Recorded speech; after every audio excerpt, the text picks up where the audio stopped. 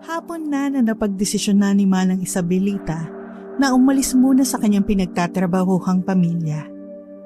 Mahigit 5 taon na rin siyang naninilbihan rito, kaya kahit labag sa loob niya ay nagdesisyon pa rin siyang umuwi muna ng probinsya. At magbabakasakaling doon na rin maghanap ng trabaho bilang isang labandera. Nang makita siya ng kanyang amo na si Victor na nag-iimpake, kaagad itong nilapitan. Sa tingin mo ba, Manang Isabelita, basta-basta ka lang makakalis dito sa bahay na ito? Hindi mo natatanda ng malaking utang mo sa amin? Dahil sa lintik na paggamot ang apo nyo?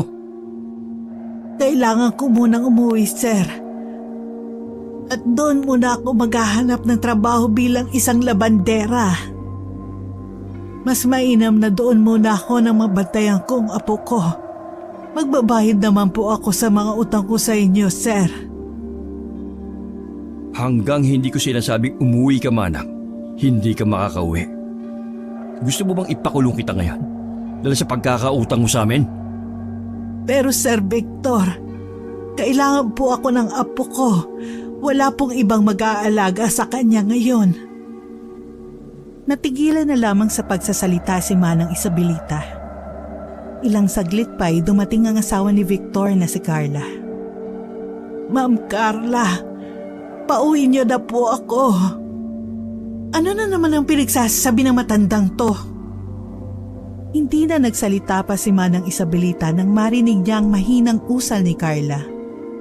Ang akala niya papanigan siya nito, ngunit nagkamali siya. Binigyan lamang siya ng masamang tingin ng kanyang amo. Batid niyang hindi ito nasisiyan sa kanyang pasyang umalis.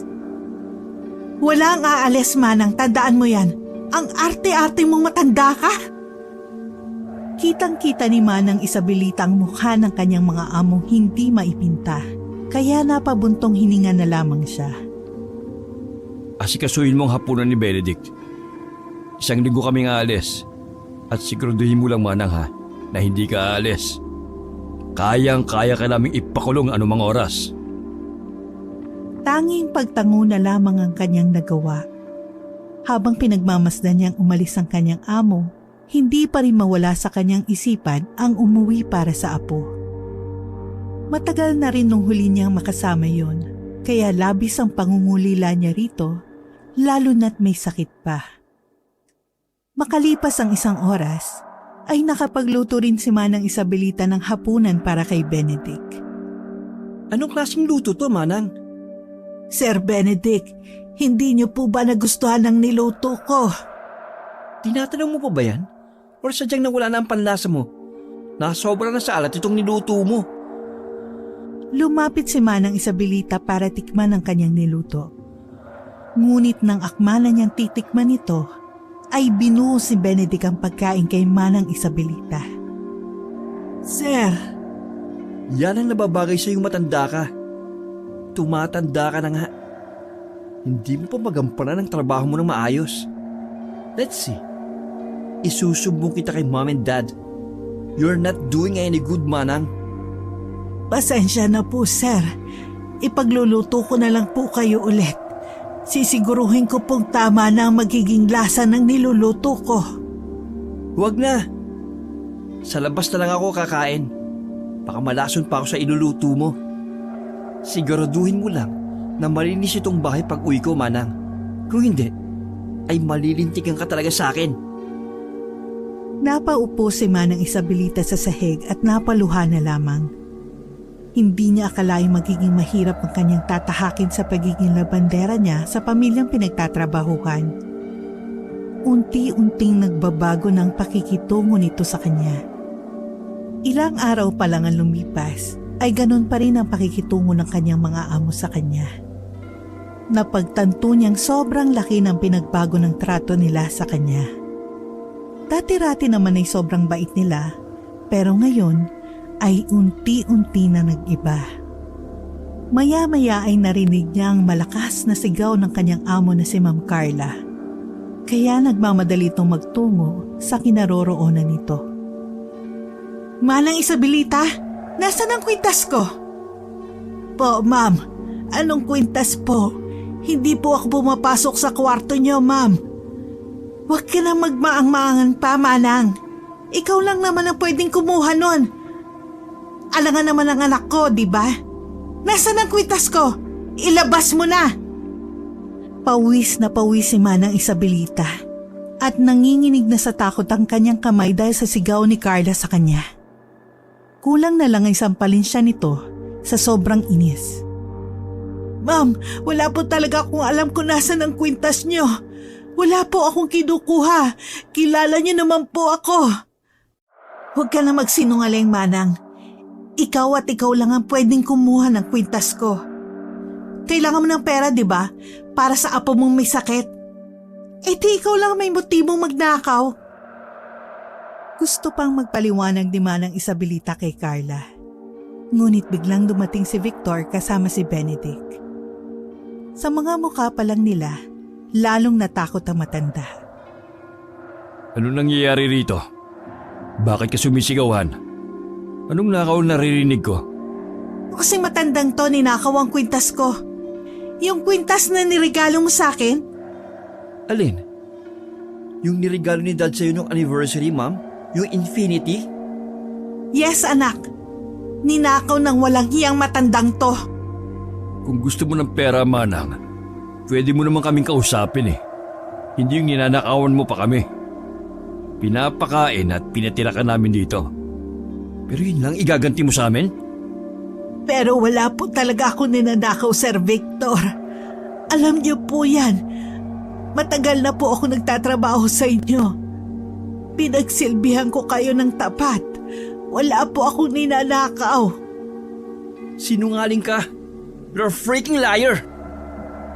Napasa po na lamang si Manang Isabelita sa kanyang mukha nang mata mo niya ang sampal ni Benedict. Kitang-kita ni Manang Isabelita na gigil na ito sa kanya. Utang na loob, Manang Isabelita. Ilabas mo ng kwintas ko.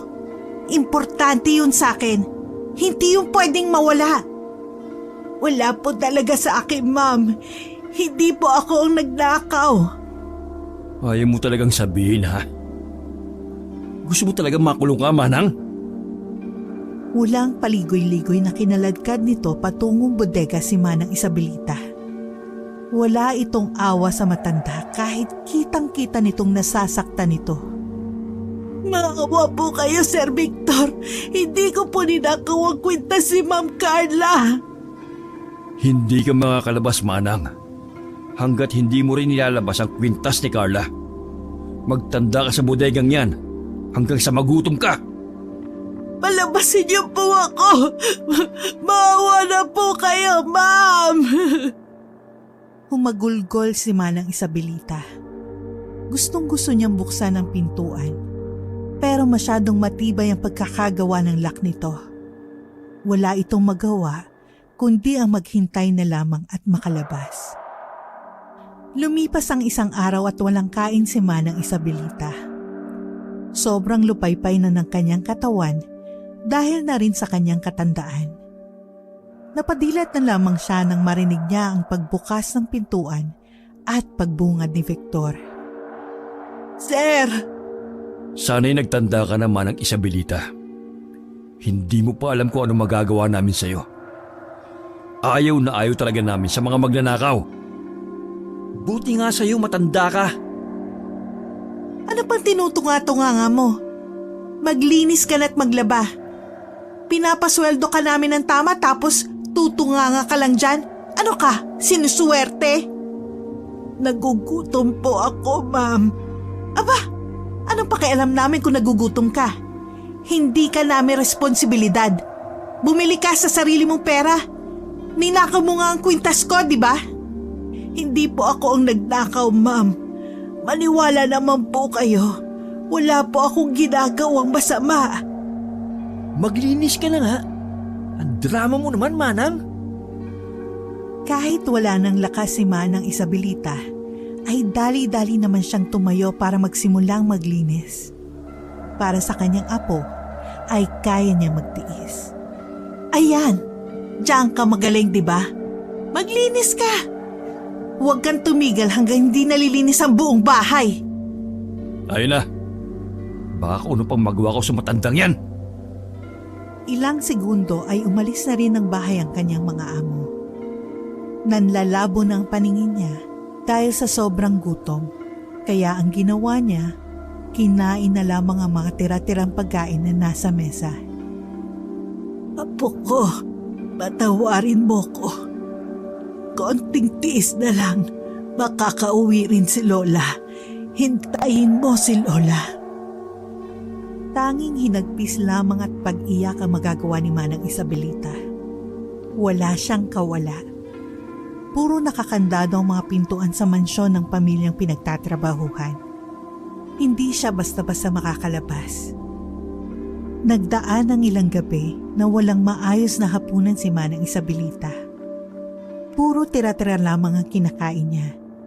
Puro pahirap ang kanyang natatamo. Gabi na rin ang makauwi sina Carla at Victor. Pagkarating, kaagad na hinanap ni Carla ang kanyang wallet. Han, nakita mo bang wallet ko? Nawawala kasi dito sa bag ko, kanina ko pa hinahanap pero wala eh. Baka ninakaw na naman, ma'am. Nasaan ba si Manang Isabelita? Bakit ngayon pa siya nawawala? Baka itinakbo na ang wallet ni ma'am. Ipapakulong ko na yung magnanakaw ng matandang yan. Hindi pwedeng mawala yun. Nandun lahat ang cards ko at may malaking halaga dun sa wallet na yun. Nasaan na ba kasi ang matandang yun? Patay talaga siya sa akin. Manang Isabelita! Nang marinig ni Manang Isabelita ang sigaw ng amo niyang si Victor, kaagad naman itong nagtungo sa sala. Nagulat na lamang ito nang bigla siyang sampalin ni Carla. Ma'am, bakit niyo po ako sinampal? Nagmamaang-maanga ka pang matanda ka? Ilabas mo ng wallet ko! Wala po ako kinukuhang wallet, Ma'am Carla. Wala po ako ninanakaw. Ginagalit mo ko, Manang. Sabi nang ilabas mo ng wallet ko. I'm sure, ma'am, hindi yan aamin. Meron bang magnanakaw na aamin? Diba, Sir Benedict, nagpunta ka sa kwarto ni Ma'am Carla? Ano bang pinagsasabi mo? Pinagbibintangan mo ba ako? Look how crazy she is, ma'am. Nahihiba ka na bang matanda ka? Pati ba naman anak ko'y pinagbibintangan mo na? Wala ka na sa tamang wisyo. Victor, ikulong mo nga yan sa bodega. Naaalibadbaran ako sa matandang yan. Huwag na huwag mong hahayaang makatakas ang magnanakaw na yan. Ma'am, maniwala po kayo. Pauwi niyo na po ako. Tumahimik ka. Bilisan mo, Victor. Ikulong mo na yan, baka makatakas pa. Mauna na kayo sa labas, Benedict. Ikukulong ko muna tong matandang to para magtanda. Maawa na po kayo, Sir Victor. Tahimik! Kinaladkad muli si Manang Isabelita sa bodega. Pinatayan ito ng ilaw kaya sobrang dilim doon. Humagulgol lang din ito hanggang sa nawala ng malay. Dulot ng panghihina niya. Matapos ang isang linggong puro tira-tira lamang ang kinakain ng matanda. Tila nasanay na lamang ang katawan nito sa gutom at pagmamalupit ng amo. Gumising ka! Marami ka pang lilinisin sa bahay. Bawal ang tatamad-tamad sa bahay na ito. Look at her, Dad. Ang daming palusot. Bumangon ka na dyan, Manang. Aalis kaming lahat ng bahay. Kaya dapat pagbalik namin, siguraduhin mong malinis ang buong paligid. Tumango na lamang ito at napilitang bumangon kahit sobrang nanghihina pa. Hindi na niya ininda ang pagod at sakit ng katawan. Yan ang bagay sa iyo, matanda ka. Isinara at kinantado muli ni Benedict ang bahay at naiwang nakakulong ang matanda. Tanging tunog na lamang ng pagkantado ang narinig nito. Pilit niyang tumayo ng paulit-ulit, ngunit napapaupo lamang siya sa sahig. Mabuti na lang at may nakita siyang tira-tirang pagkain at naisip na puntahan yun. Gumapang patungong mesang matanda at pilit na inaabot ang tira-tirang pagkain. Nang makain na niya ito, ay nagkaroon siya ng kaunting lakas para makatayo. Pinilit niyang tumayo. Kaagad naman siyang nagtungo sa pintuan, subalit yun ay nakakandado. Tila hinang-hina pa rin ito pero hindi siya nawawala ng pag-asa. Nag-isip siya ng kanyang mga hahakbangin. Ilang segundo pang lumipas ay may naalala siyang maliit na pintuan sa kwarto ni Benedict. Mabilis na nagtungo si Manang Isabelita sa kwarto nito. At hindi nga siya nagkamali. May maliit nga na pintuan palabas doon. Hindi na siya nag-aksaya ng oras. Nagtungo siya kaagad doon. Kitang-kita na ang ngiti sa labi nito. Pero hindi pa rin maikubli ang pinagdaanang pagmamalupit ng kanyang mga amo.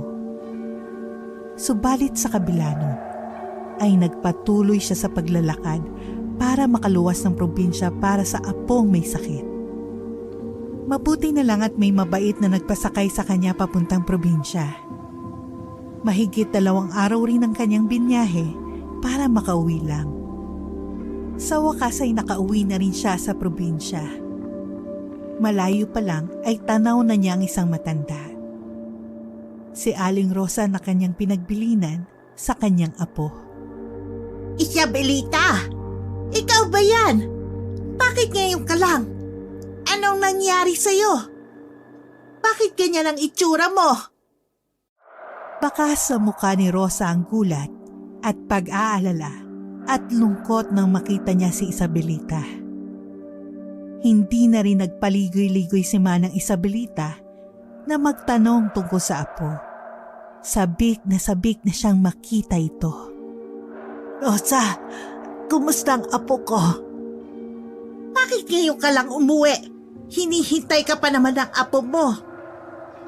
Nasaan ang apo ko? Maayos na ba ang pakiramdam niya?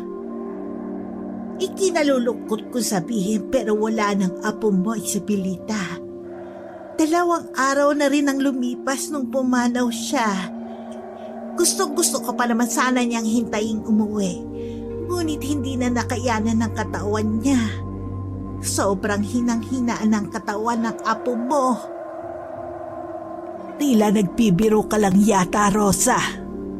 Hindi ako nagbibiro, Isabelita. Gusto pa sana namin siyang ipa-ospital para mapagamot pero nakiusap ang apo mo na hintayin ka.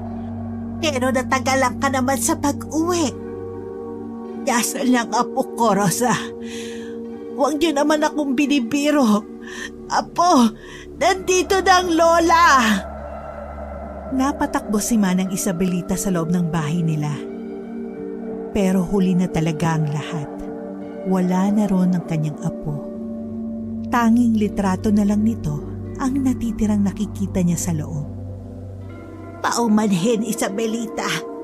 Pero kahapon pa namin siya nailibing. Pasensya ka na. Hindi ka na namin nahintay.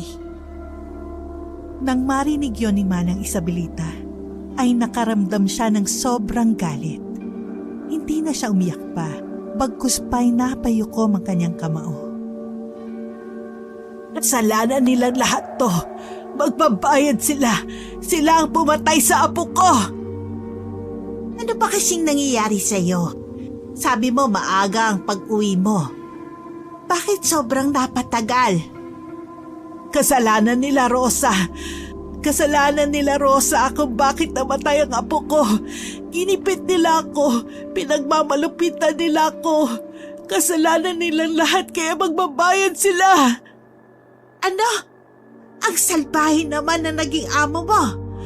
Walang utang na loob. Sila na nga ang pinagsisilbihan.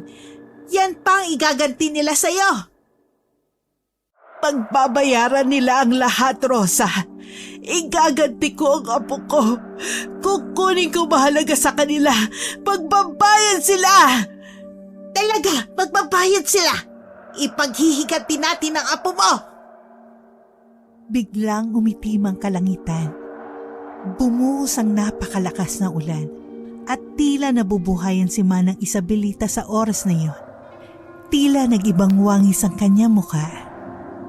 Ipapalasap ko sa kanila ang tunay na bagis na isang paghihiganti ng lola na nawala ng apo.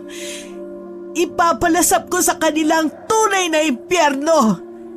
Tutulungan kita, Isabelita.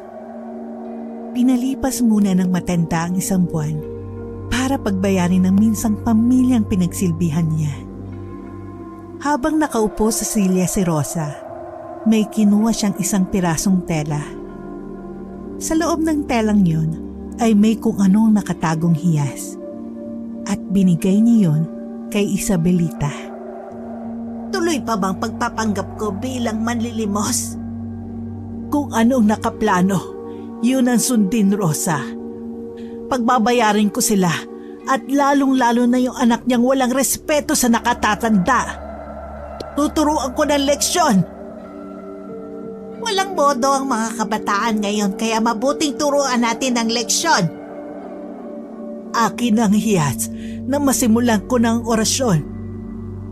Siguruhin mo tamang orasyon na gagamitin mo para tumalab ka agad at sa ganon ay makaganti ka. Kaagad na kinuha ng matanda ang hiyas na nasa isang piraso ng tela. Inilagay niya yon sa kanyang palad habang sinisindihan ni Aling Rosa ang mga kandila. Harum de osparium que pereras, harum de osparium que pereras, harum de osparium que pereras, ultima queri undedas querum de pereras ultima undedas. Harum de osparium que pereras, harum de osparium que pereras, harum de osparium que pereras, ultima queri undedas querum de pereras ultima undedas. Tumilim ang lahat ng ilang segundo.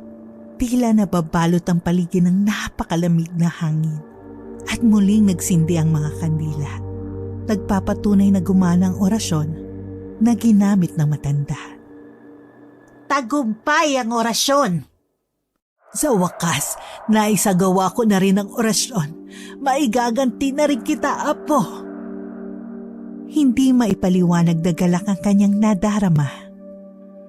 Kailan tayo luluwas ng Maynila, Isabelita?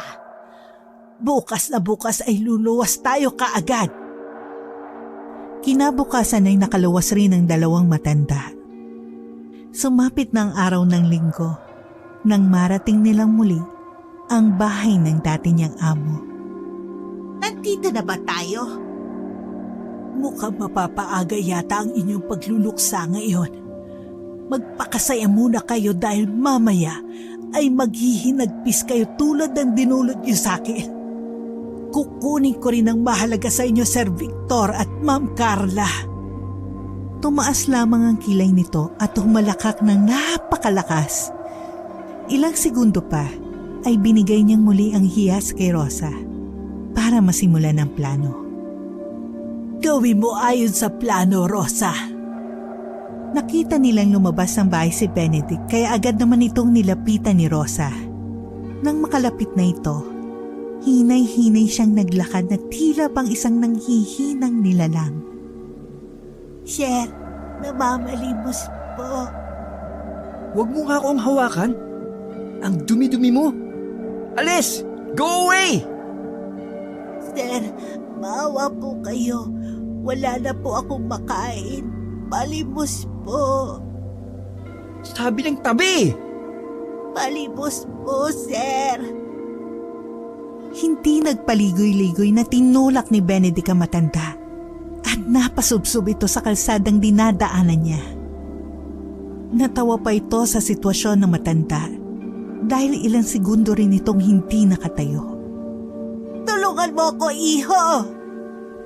Hiyaw ng matanda dahil sa sakit na natamo at sugat sa tuhod. Juan, bakit kita tutulungan? Ang dumi mong matanda ka. Hindi ako tumutulong sa mga pulubing katulad mo. Kailangan mo maturuan ng leksyon. Mahina nitong sambit kaya lumapit si Benedict at ginawa rin ito ng masamang tingin. Ha? Pinagsasabi mong matanda ka? Maawa ka, iho. Tinadyak-tadyakan niya ito at Ngunit napahiyaw na lamang din ng matanda sa mahinang boses. Yan ang dapat sa'yo. Inuubos mong pasensya at oras ko, matanda. Kalis na nga. Pero nang tuluyan ng makatalikod ang binata, ay bigla ring napatayo si Aling Rosa. Pagsisisihan mo ito. Ah! Anong ginagawa mo? Biglang inihagis ni Aling Rosa ang hiyas na nasa tela na kanina pa niya dala-dala. Naging abo ito at nagkalat sa mukha ng binata. Ilang segundo pang lumipas, biglang naglaho ang tila abong hiyas na kanyang inihagis. Napasigaw na lamang ang binata at nang inimulat na niya ang kanyang mga mata, ay bigla na lang naglaho sa kanyang paningin ang matanda. What just happened? Napatulala siya ng mga ilang segundo. Hinawakan niya ang sariling mukha at inayos niya rin ito. Pero nagtataka siya kung bakit walang abo ang kanyang mukha. Dahil kitang-kita niya nung hinagisan ito ng matanda. Pagkatapos ay binaliwala na lamang ang nangyari. At bigla na lang kumaripas sa patutunguhan nito. Hahayaan ko muna silang maghirap. Tumawa ito ng napakalakas at hinay-hinay na naglakad palayo sa bahay ng dating pinagsisilbihan niyang pamilya. Gayunpaman ay sumunod na rin si Rosa sa kanya, pauwing probinsya. Sumapit ang gabi nang makauwi ang anak nila Victor at Carla na si Benedict. Ano nangyari sa leeg mo? Bakit may mga pasa? Nakipag-away ka ba, ha? Po? Mga pasa? Wala namang puto kanina, ma'am. Han, tignan mo nga tong leeg ng anak mo. Puro pasa. Dumadami pa ang pasa. Ano nangyayari? Wala naman ako nakikitang pasa. Ma'am, hindi ako makahinga. Nataranta si Carla nang makita niyang anak niya na nahihirapan sa paghinga. Hindi niya halos maintindihan ang nangyayari rito. Kaninang umaga naman ay maayos pa ito. Ngayong umuwi lang saka siya nagkaganito. Dalhin na natin si Benedict sa ospital. Tara na! Anong pinagsasabi mo? Walang pasa ang anak natin sa leeg. At anong sinasabi mong nahihirapan sa paghinga? Tignan mo nga ang anak natin. Okay naman siya. Ako ba'y pinagloloko mo, Victor? Tingnan mo ang anak natin. Namimilipit na, hindi makahinga. Bilisan na natin, magpunta na tayo kagad sa ospital. Dahil sa sigaw ni Carla kay Victor, nataranta na rin ito. Nagmamadali siyang alalayan ang anak at kaagad silang sumakay ng kotse at dali-daling isinugod sa ospital. Anak, ano nangyayari sa'yo? Ano ba nakain mo kanina? Bakit ka nagkakaganito? Baka sa kanyang boses ang pag-aalala sa anak. Ngunit hindi niya maintindihan kung anong nangyayari rito dahil hindi nagsasalita si Benedict. Kitang-kita niya rin ang pagrami ng mga pasa sa leeg nito.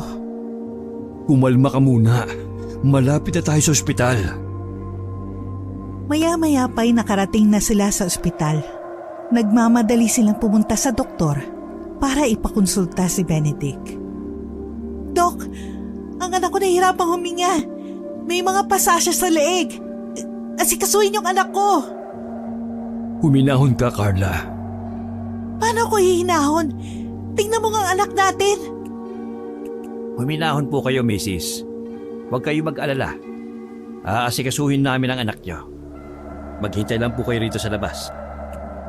Inuna na ng doktor si Benedict, pero kahit ganon ay hindi pa rin mapakali si Carla sa nangyayari sa anak. Ilang minuto ang lumipas ay lumabas na rin ang doktor sa ward. Dok, kumusta pong anak namin? Ayon sa naging observation ko, wala naman akong nakikitang pasa sa kanyang leeg. Normal rin po ang kanyang paghinga. Baka lang po napagod ang anak nyo. Mas mainam na pagpahingahin nyo muna siya. Sigurado po ba kayong walang pasa sa kanyang leeg? Kitang-kita ko po yun, Dok. You can see for yourself, Mrs. Wala pong pasa ang anak nyo. Sabi ko naman sa'yo, hindi ba? Okay lang si Benedict. Kaya huminahon ka lang. Kung wala na po kayo itatanong, pwede nyo na pong iuwi ang anak nyo. Salamat. Salamat po, Doktor. Pagkaalis ng doktor, ay mabilis nilang pinuntahan si Benedict sa kanyang ward. Anak, are you okay? Hindi ka ba nahihirapang huminga? I wanna go home, Ma'am. Pagod lang po siguro ako. Nang marinig yun ni Carla, ay dali-dali na silang umuwi ng bahay para makapagpahinga si Benedict.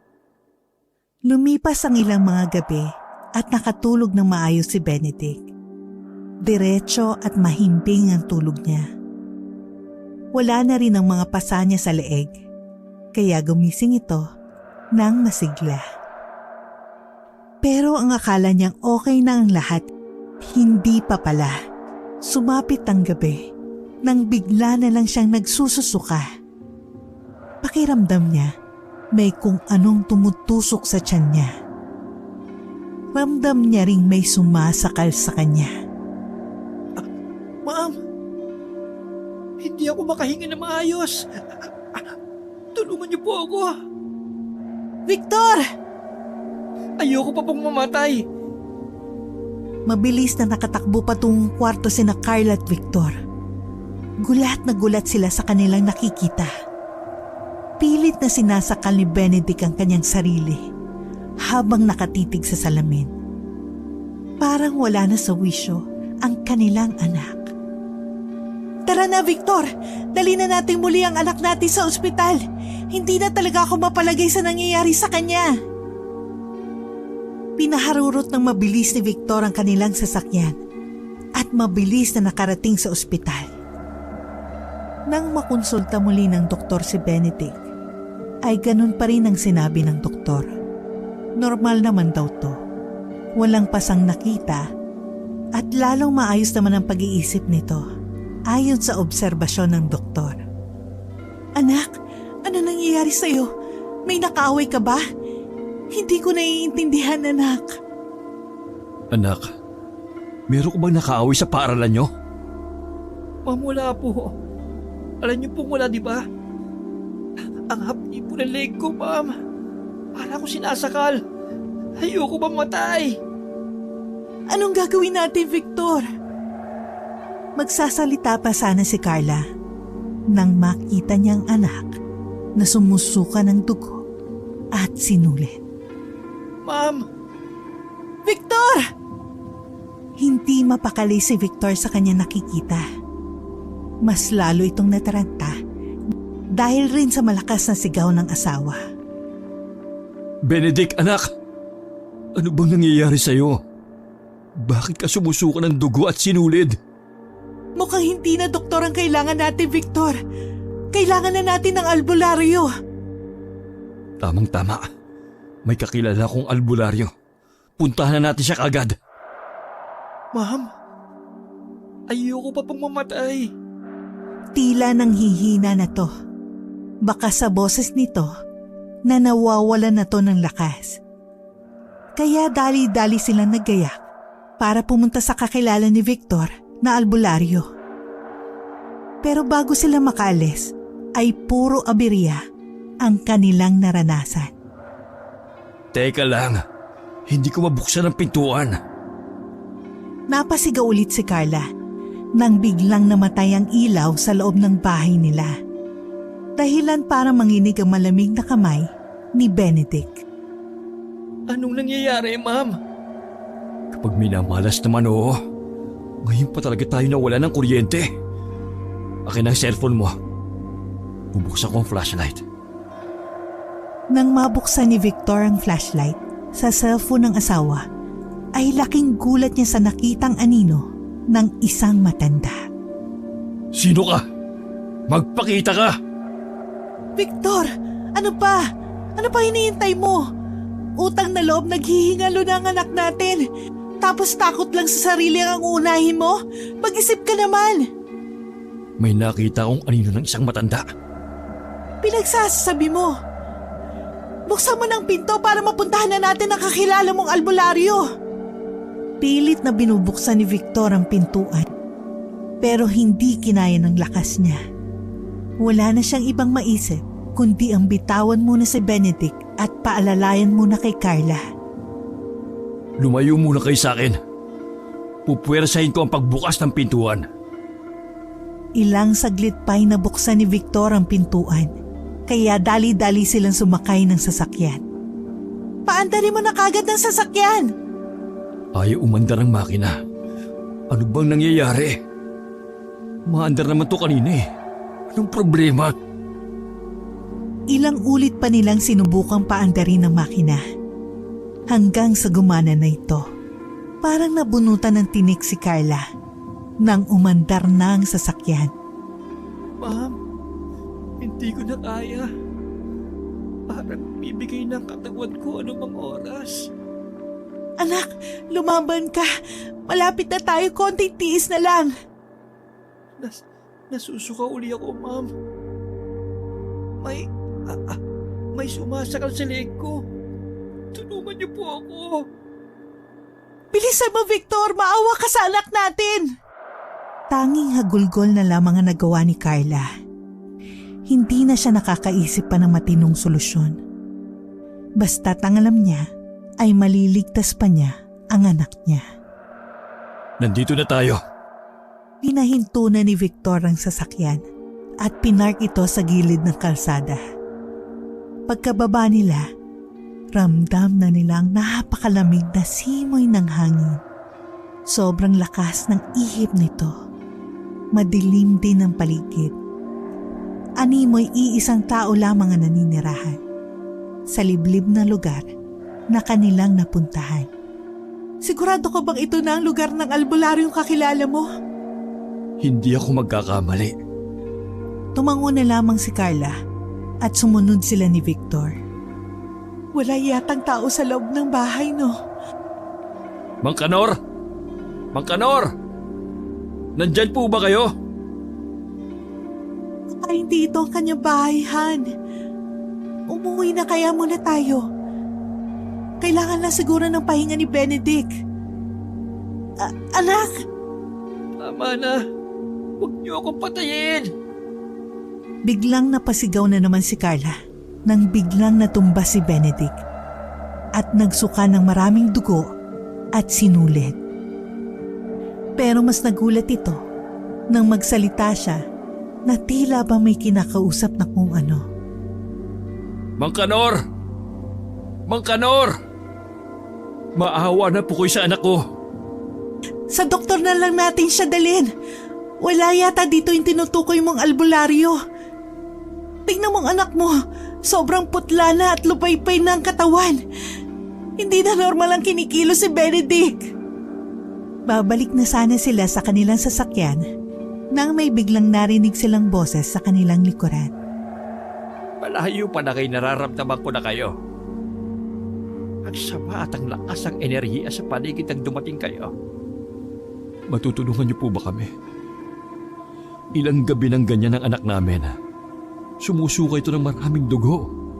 At ang nakapagtataka, may mga sinulid pa. Ano pong nangyayari sa anak ko? Nasindak sila nang minulat ni Mang Kanor ang kanyang mata at kinuha ang isang palanggana na may tubig. Hindi basta-basta nagkasakit ang inyong anak. Kinulam ito. At hindi lamang kulam ng isang ordinaryo mangkukulam, kundi ng isang dyablo. Po? Dyablo? Bakit? Ano naging kasalanan ng anak ko? Isang matandang minsang pinagsisilbihan kayo. Isang matandang may pusong ina na sobrang galit na galit sa inyo.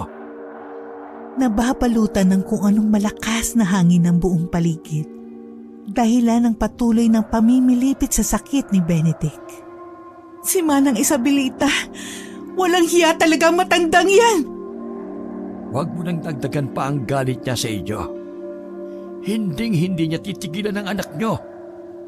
Hanggang hindi siya nakakaganti. Ganti? May gana pa talaga siya maghiganti sa amin? Siya na nga yung may utang. Siya pang may ganang kulamin ang anak namin. Maghunos dili ka sapagkat ang pagmamalupit niyo sa kanya ang naging dahilan. Tama lang yun sa kanya. Sa isang magnanakaw na tulad niya, ang dapat sa kanya ay makulong. Tahimik! Puro kaparatang. Walang ginawa ang matanda kundi ang pagsilbihan kayo na maayos. Bakit niyo ba kinakampihan ng matandang yun? Siya ang may utang sa amin. Ninakaw niyang kwintas ko. Ninakaw rin niya ako ng malaking halaga ng pera. Tapos sasabihin niyong pinagsisilbihan niya kami ng maayos? Tama na ang kabalbalan mo. Tanungin kaya natin ang magaling mong anak.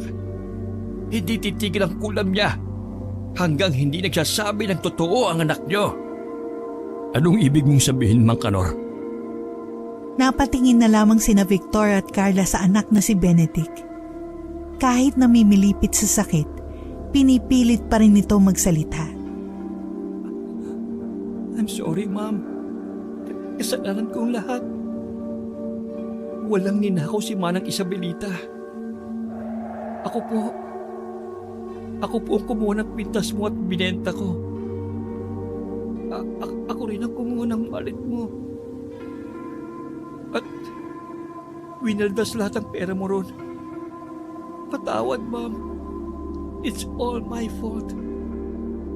Mama, sakit. Hindi ko na kaya. Sa isang iglap ay sumuka ito ng mga uod. Hindi lamang basta mga uod, kundi uod na may sunulid at dugo. Ano bang pinagsasabi mo? Anak! Mang Kanor! Tulungan mo anak ko! Utang na loob, tulungan mo siya!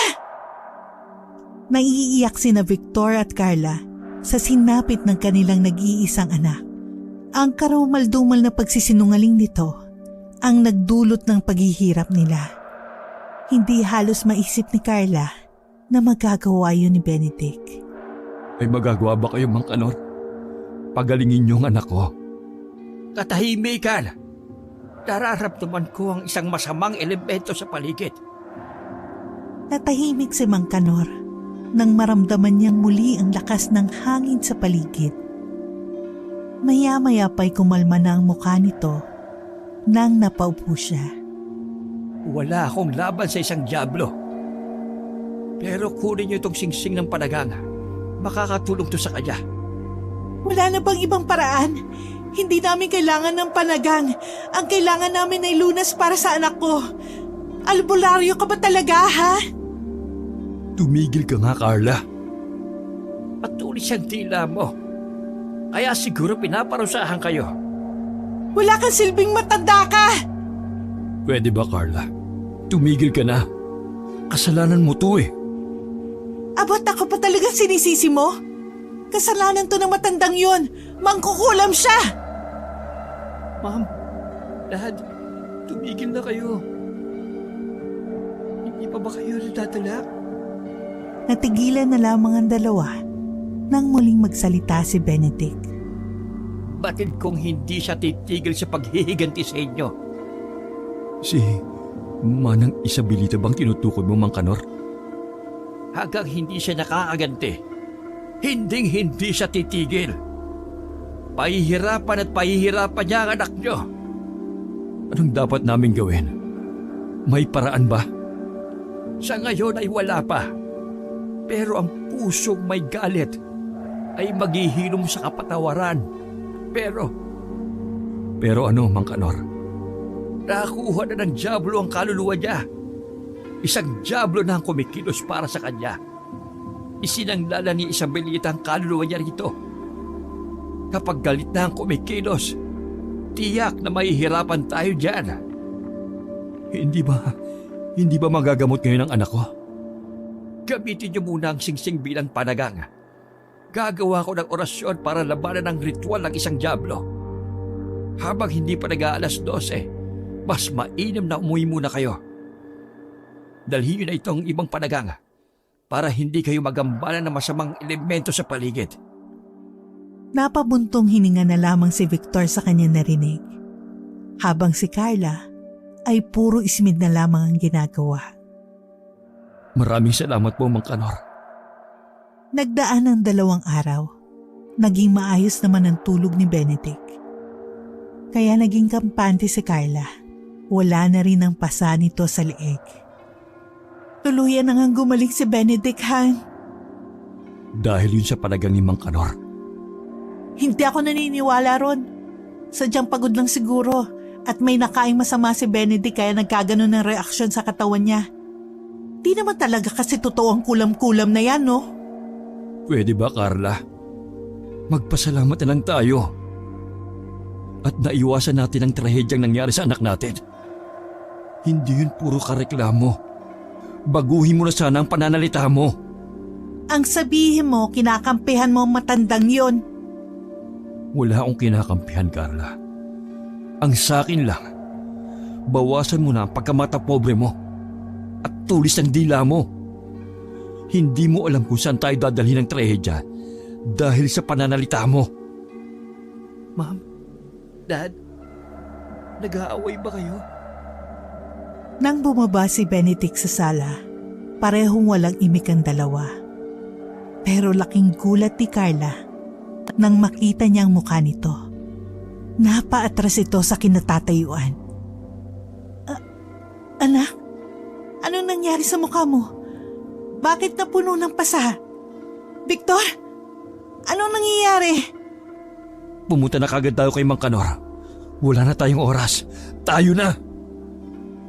Nang makasakay na sila sa kotse, kitang-kita ni Carla ang panginginig ng mga kamay ni Benedict.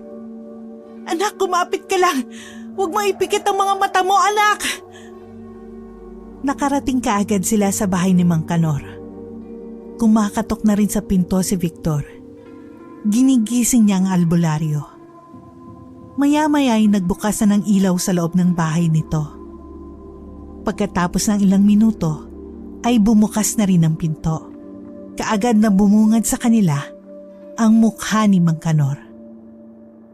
Pasensya na po kayo sa abala, Mang Kanor. Pero mas lalong lumulubha ang kalagayan ng anak ko. Bakit napuno ng mga pasang mukha niya? Anong dahilan? Parang awa niyo na, Mang Kanor. Gamutin niyo na po ang anak ko. Nag-iisang anak ko lang si Benedict. Ayaw naming may masamang mangyari sa kanya. Tamang-tama lamang ang inyong dating. Nakapagsagawa na ako ng ritual na panlaban sa kulam ng dyablo. Biglang namatay ang ilaw ng bahay at nagsimula na magritual si Mang Kanor. Que perecero monento serera. Que perecero monento serera. Acere tiero sentero monento. Que perecero monento serera. Acero tiero sentero monento. Que perecero monento serera. Paulit-ulit na binigkas ni Mang Kanor ang mga katagang yun nang bumukas muli ang ilaw. Ilang saglit pa'y nagsalita itong muli. Akin ang kamay ng kinulam. Dali-dali namang sinunod ng mag-asawa ang utos nito. Inilagay nila kaagad ng kamay ni Benedict sa palad ng matandang albularyo. Muling namatay ang ilaw at binigkas nito ulit ang orasyon. Que perecero monento serera. Que perecero monento serera. Acere tiero sentero monento. Que perecero monento serera. Acere tiero sentero monento. Que perecero monento serera.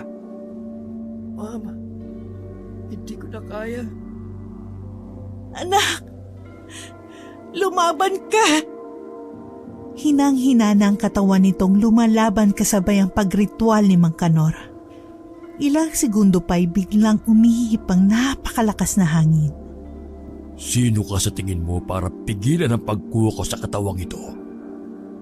Kukunin ko ang kaluluwa nito. Mang Kanor, ano nangyayari sa anak ko? Bakit biglang nag-iba ang boses niya?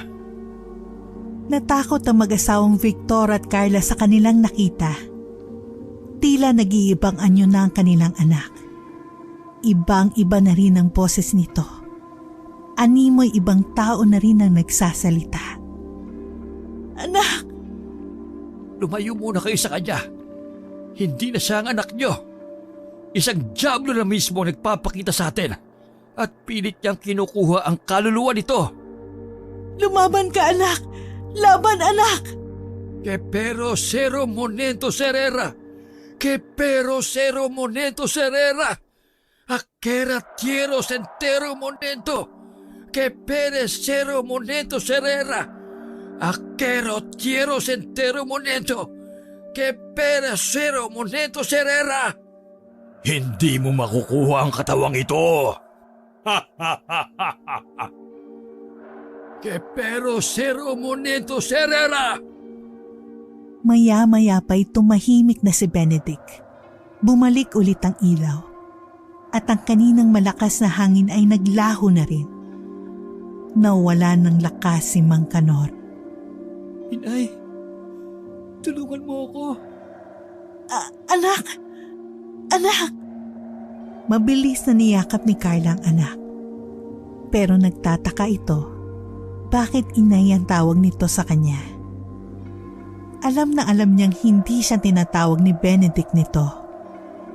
Inay! Hindi kita narinig na tinawag mo kong inay. Hindi ikaw ang anak ko! Huwag! Carla! Kitang-kita ni Victor na sinasakal ito ni Benedict. Kaya dali-dali niyang tinulungan ang asawa. Sa sobrang lakas nito, ay pati si Victor ay nagawa niyang ihagis sa sahig. Papatayin ko kayong lahat.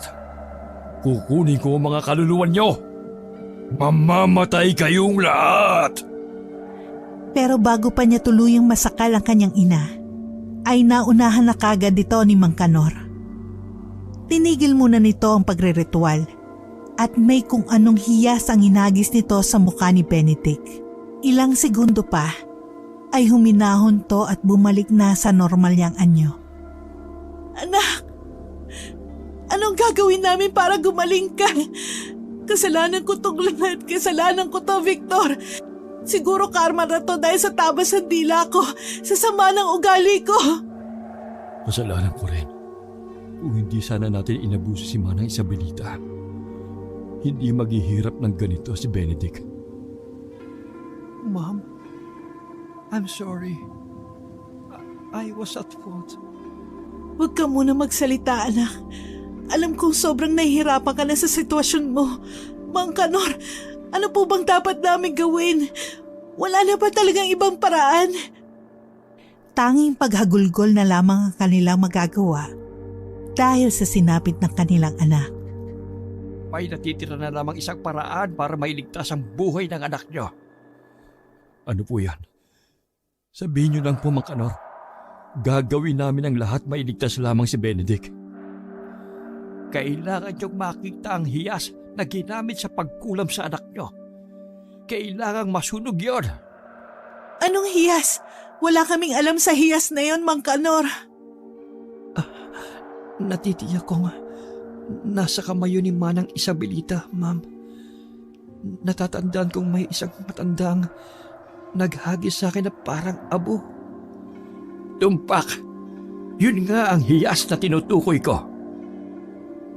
Yun lang po ba, Mang Kanor? Oh, kailangan nyo rin makakuha ng litrato ng kanyang apog na matay. At isang piraso ng puting buhok nang gumamit ng kulam. Victor, alam ko mahirap pero pagsisikapan natin yung makuha para sa anak natin. Ang paghuli ay ang kapatawaran. Ang galit sa puso ay maghihilom sa pagpapatawad. Napabuntong hininga si Carla habang nakatitig sa kanyang anak. Hawak rin ito ang kamay ng kanyang asawa at ginawa rin ito ng isang mainit na yakap. Para sa anak ko, gagawin ko ang lahat. Kailangan niyong makuha ang mga kakailangan ninyo. Wala na kayong natitirang oras. 2 kabilugan ng buwan na lamang ang natitirang pag-asa niyo. Dahil kung huli na, mapupunta sa dyablo ang kaluluwa ng anak niyo. Determinado ang mag-asawang puntahan sa probinsya si Manang Isabelita. Kahit hindi nila alam ang pasikot-sikot sa lugar nito.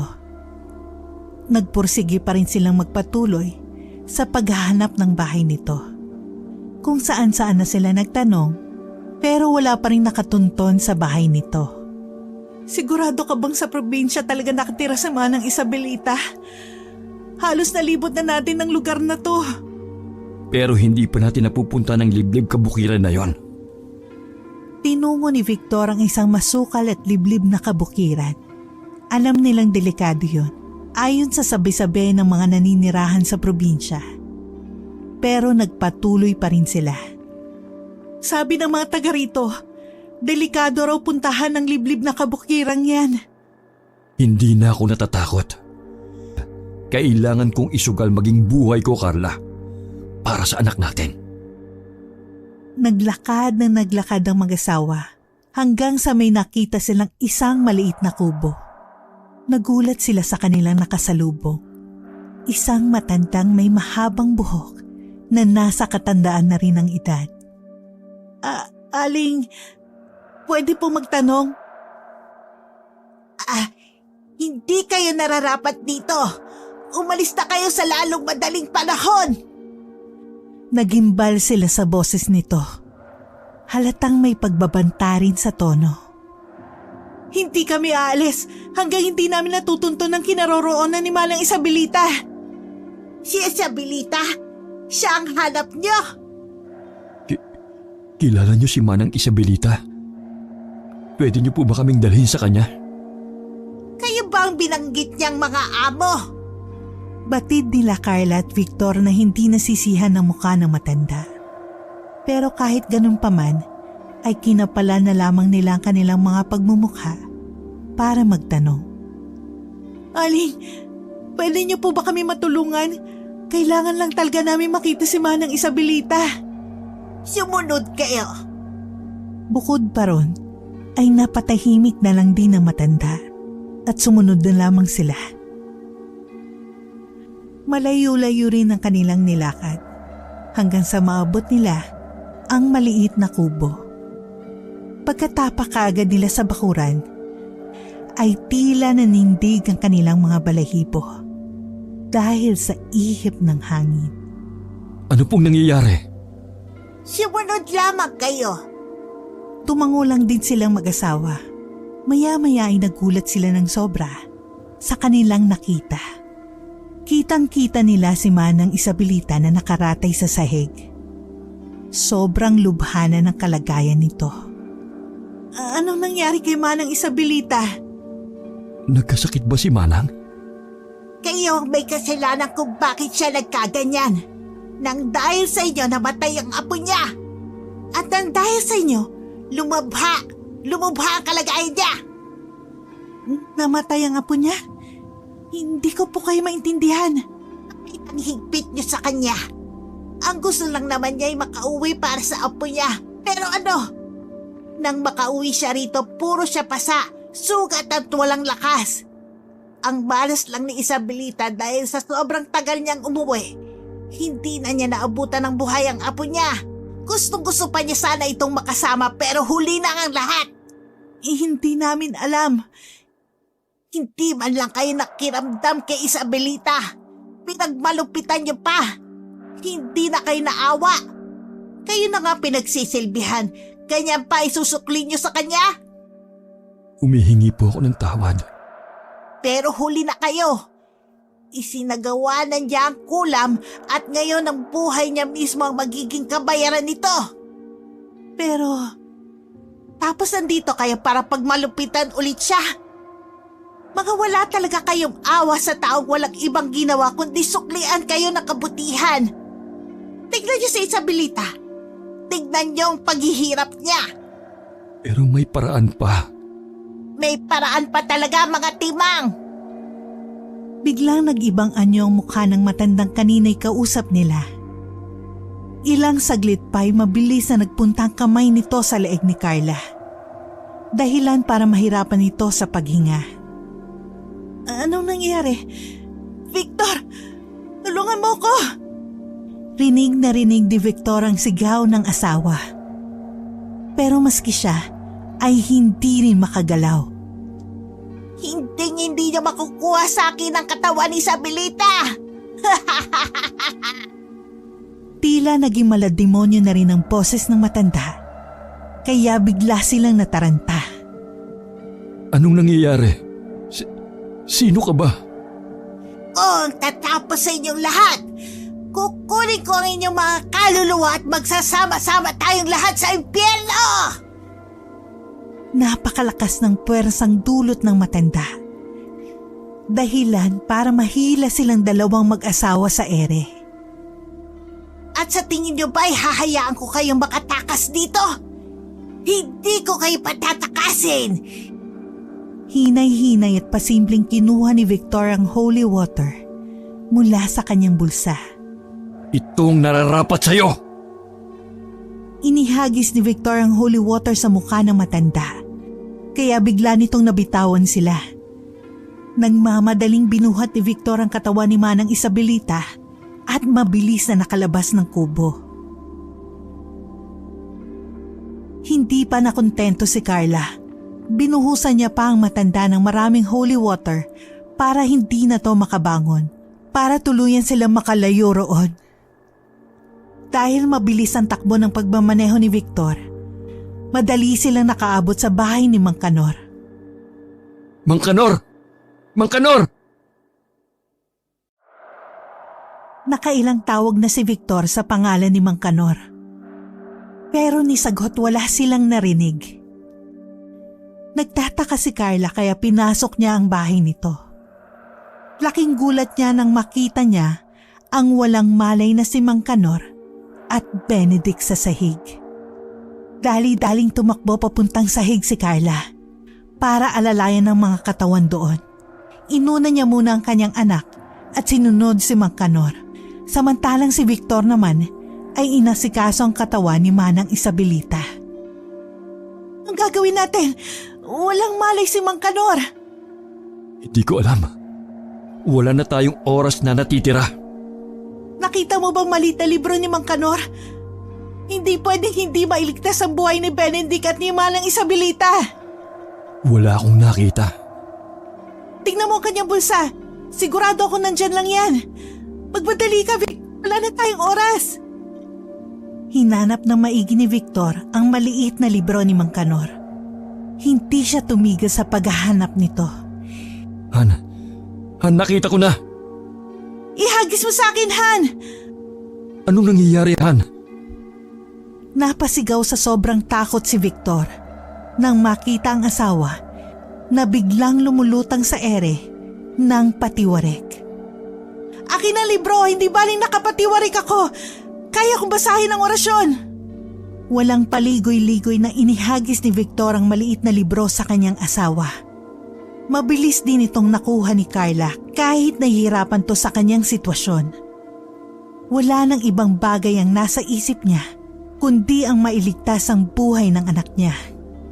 Que pere cero monento serera, que pere cero monento serera, aquero chero centero monento, que pere cero monento serera, aquero chero centero monento, que pere cero monento serera, que pere cero monento serera, que pere cero monento serera, aquero chero centero monento.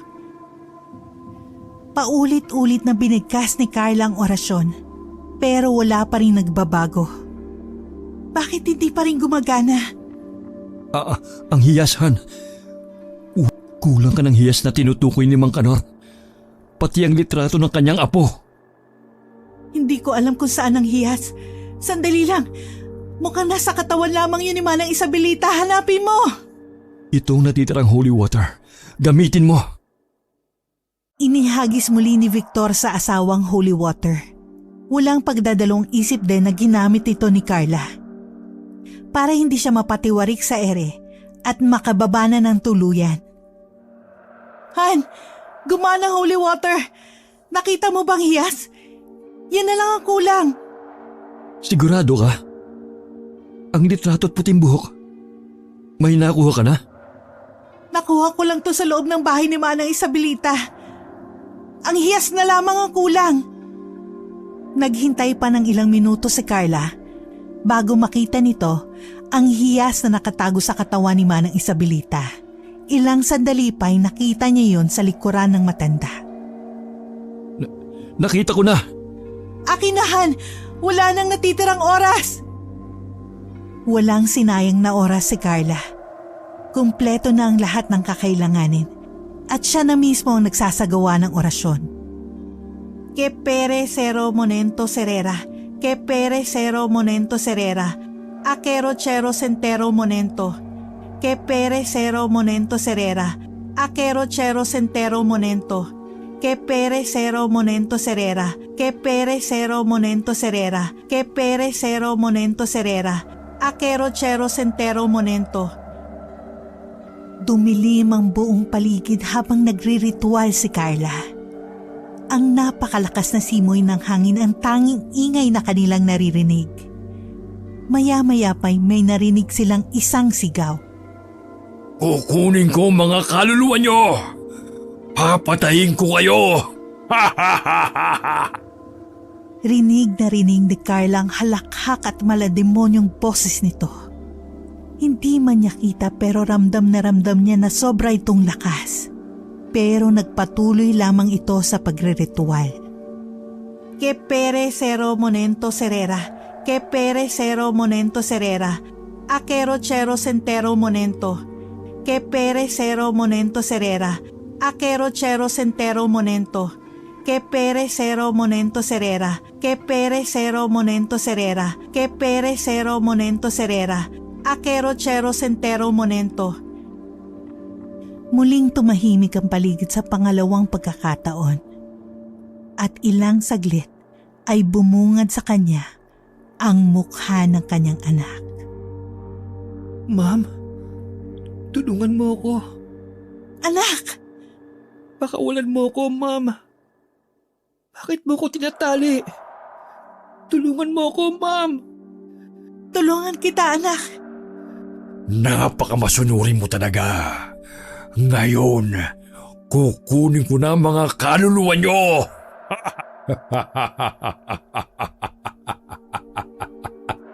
Ipagpatuloy mong pagriritual. May natitira pang oras, Carla. Ipagpatuloy mo. Natauhan siya nang makita niyang sinasakal siya ng sariling anak. Ayaw niyang nakikita nagkakagano ng anak at naghihirap sa sitwasyon na yun. Kaya pilit niyang ipinagpatuloy ang pagre-ritual kahit nahihirapan din siya. Que pere cero monento serera, que pere cero monento serera. Aquero chero centero monento, que pere cero monento serera, aquero chero centero monento, que pero cero monento serera, que pero cero monento serera, que pero cero monento serera. Aquero chero centero monento. Ang hiyas, litrato at ang puting buhok. Tapusin mo ng orasyon. Hindi ko maigalaw ang kamay ko. Nakapag-ritual na si Carla, pero naninigas naman ang kamay nito. Kaya hindi niya makumpleto ang orasyon. Ilang minuto na lamang ang natitirang oras at kailangan niya itong magawa bago ang kabilugan ng buwan. Pakiramdaman mo ang sarili mong puwersa. Huminga ka ng malalim. Kapag maigalaw mo ng paunti-unti ang katawan mo, sunugin mo na kagad ang hiyas, litrato at puting buhok ni Manang Isabelita. Huwag kang magtira. Ang hirap! Hindi ko kaya! Susuko ka na lang ba? Paano na ang buhay ng anak natin? Sa tingin mo ba matutuwa si Manang Isabelita? Alalahanin mo, Carla. Gayunpaman ay hindi pa rin sumuko si Carla. Pinagpatuloy niya ang pagriritual hanggang sa sinunog niya ang hiyas, litrato at ang puting buhok ni Manang Isabelita. Aquero chero centero monento, matatapos na rin ang lahat! Sa isang iglap ay nagbalik muli ang ilaw. Ang kaninang walang malay at puro pasa na katawan ni Benedict ay nabalik na sa normal. Nagkaroon na rin ng malay si Mang Kanor at Manang Isabelita. Ma'am, thank you for saving my life.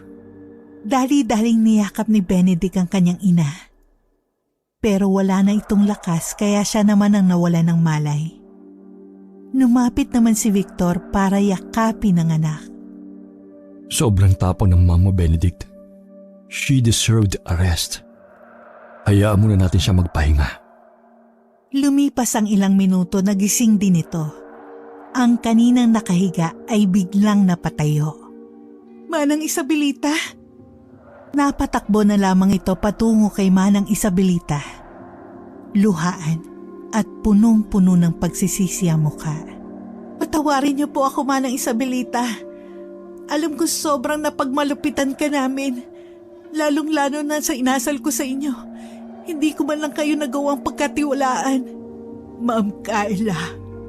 Hindi na niya pinagsalita ang matanda. Bagkus ay niyakap na lang niya ito ng mahigpit.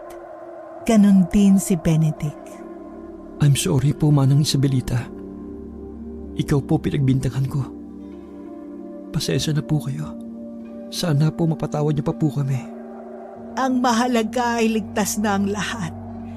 Iniligtas niyo rin ang buhay ko dahil sa pagbenta ng kaluluwa ko sa isang dyablo. Sobra ako nilamon ng galit ko.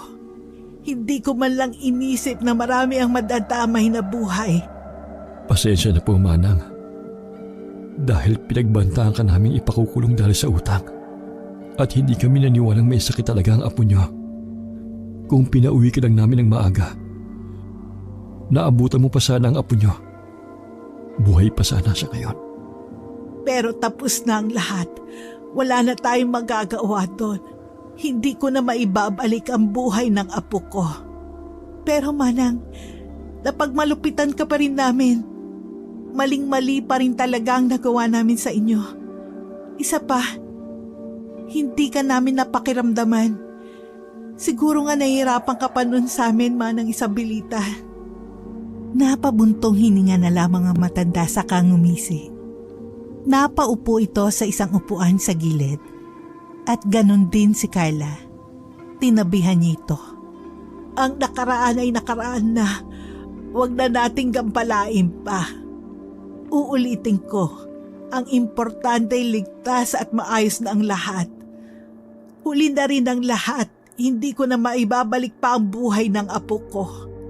Hindi naman ako Diyos para buhayin siya. Nagsasalita pa man din si Manang Isabelita ay tumabi rin si Benedict. Hinay-hinay itong lumapit sa kanya. I'm really sorry, Manang. I know it's all my fault. I should have treated you right. Ang sama-sama kong amo. Ang lakas pa ng loob na i-frame up ka sa kasalanan ng ginawa ko. Okay na po yun, Sir Benedict. Kung sa lengguwahe niyo po, past is past na. Tumawa na lang din silang lahat dahil sa biro ni Manang Isabelita. Pero totoo po, Manang. Pasensya na po talaga kayo. Humantong pa sa ganitong sitwasyon eh. Matapos silang magtawanan, ay biglang natahimik ang paligid.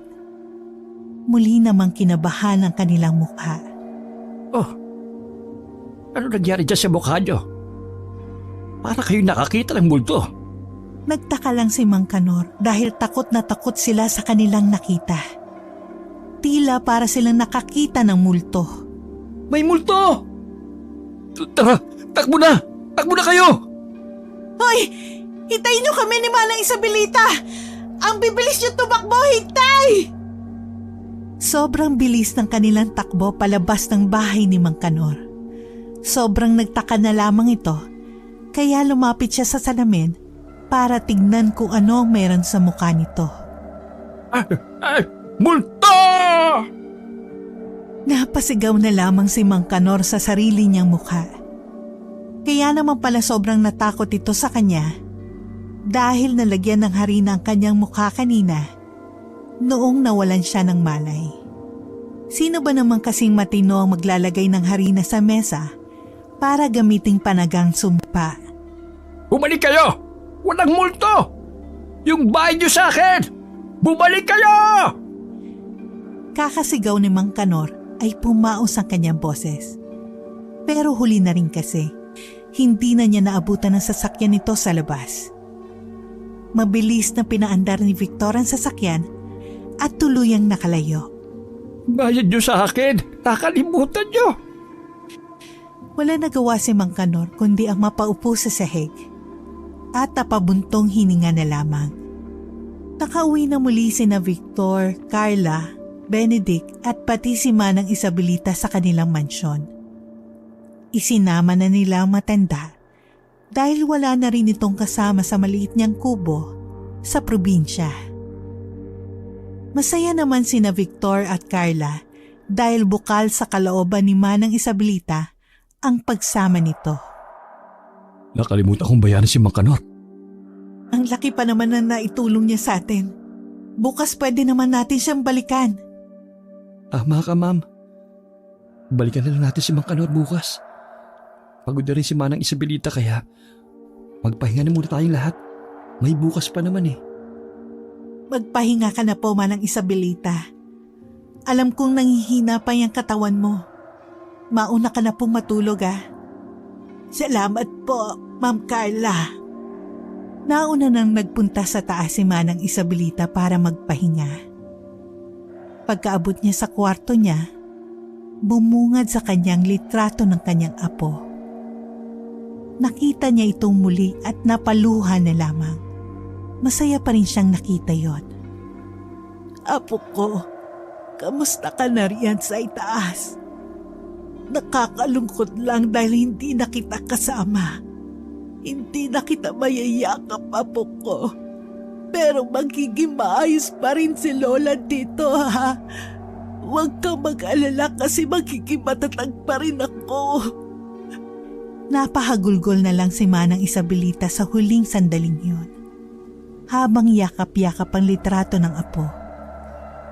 Alam niyang kahit na wala man ang apo niya, magiging maayos pa rin ang buhay niya. Natuto siyang magpatawad at magpatuloy. Kinabukasan, nang magising si Manang Isabelita, nagulat siya sa kanyang pagbaba. Kitang-kita niya ang mga ngiti sa labi ng kanyang mga amo. Hindi niya inaasang siya naman ang pagsisilbihan nito. Ma'am Carla, nakakaiya naman po. Hayaan niyo pong kayo naman po ang pagsilbihan namin. Sa tagal ng taong pagsisilbi niyo sa amin, gusto po namin makabawi sa inyo. Oo, Manang Isabelita. Pagsisilbihan ka namin. Ikaw naman ang aalagaan namin. Bawal ang tumanggi, Manang. Napatawa si Manang Isabelita saka umupo na sa upuan at nagsimula na silang kumain. Pupuntahan pa natin si Mang Kanor. May babayaran pa tayo sa kanya. Nang matapos na silang kumain, ay napag-usapan nilang puntahan si Mang Kanor. Ilang minuto pa ang lumipas ay pinuntahan na kaagad nila si Mang Kanor. Mabilis naman ang kanilang biyahe, kaya agad-agad silang nakarating sa bahay nito. Pagkababa nila ng sasakyan, bumungad sa kanilang mukha nitong walang emosyon na parang bagong gising lang. Nakalimutan niyo siguro magbayad. Yun nga po ang sadya namin, Mang Kanor. Dahil sa sobrang takot namin sa multo, napatakbo kaming papunta sa sasakyan. At nakalimutan na namin magbayad sa inyo.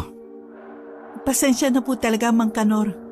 Kung di dahil sa tulong niyo, wala na dito ang anak ko. Maraming salamat po. Kanor, kumusta ka na? Nagulat sila Carla, Victor at Benedict nang itanong yon ni Manang Isabelita na parang kilala nito si Mang Kanor. Magkakilala kayo? Natawa si Manang Isabelita sa reaksyon ni Benedict. Si Kanor, kaibigan ko yan noong bata. Bali, kababatang kaibigan. Magkapitbahay kami niyan noon. Noong lumipat kami ng probinsya, nawala na rin ang komunikasyon namin sa isa't isa. Parang childhood sweethearts palang peg nyo. Kaya nga lang, iba ang nakatuluyan ni Manang Isabelita. Alam niyo rin ang tungkol sa kanila, ma? Oo anak, nakwento sa akin kaninang umaga ni Manang Isabelita. Hindi rin namin alam kung nasaan ka nun Kaya huli ka na sa balita, anak. Ay, ang daya nyo. Ang mukha niyang walang kamalay-malay. Napasimangot na lamang ito. Dahilan para mapatawa sila sa reaksyon ni Benedict. Ang importante, hindi kami nagkatuluyan ni Isabelita. Mahirap na. Baka magkulaman kami sa isa't isa. Tama rin si Kanor. Baka araw-araw kami mag-aaway. Mabuti nang yung hindi kami nagkatuluyan. Ouch naman. Teka, sino yan? Anong sino, nak? Bakas muli sa kanilang mga muka ang takot. Natahimik silang lahat nang biglang natikom ang bibig ni Benedict. May nararamdaman akong malakas at masamang elemento. Nariyan siya. Nasa malapit lamang siya. Anong gagawin natin? Manang Isabelita! Mang Kanor! Tatakbo na ba tayo? Ay, nako! Multa! Dahil sa sigaw ni Mang Kanor, ay walang paligoy-ligoy na nagsitakbuhan sila palabas ng bahay nito. Halo-halong emosyon, pero ang tuwa at takot ang nangingibabaw. Hapon na napagdesisyon na ni Manang Isabel